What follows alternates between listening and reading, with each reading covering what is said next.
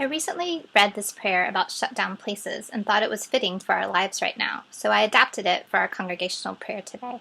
Walter Brueggemann wrote the original version after reading the story of God closing Hannah's womb.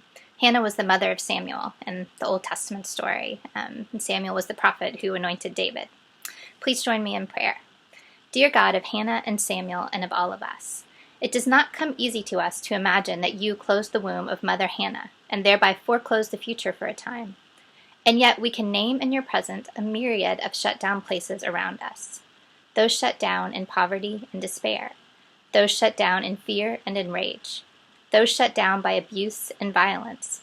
Those shut down by COVID-19 and other illness. Those shut down by miscarriage and loss. Too hurt to speak, too frightened to appear, too scarred to dance, too exhausted to hope. And closer, our own shutdowns, in anxiety, in resentment, in pretense. Too weary to care, too greedy to share, too overwhelmed to act, too fearful to reach out. These are not all you're doing, we confess, but you are the God who opens all shutdowns. By your power, you give futures. By your goodness, you give hope. By your mercy, you make new.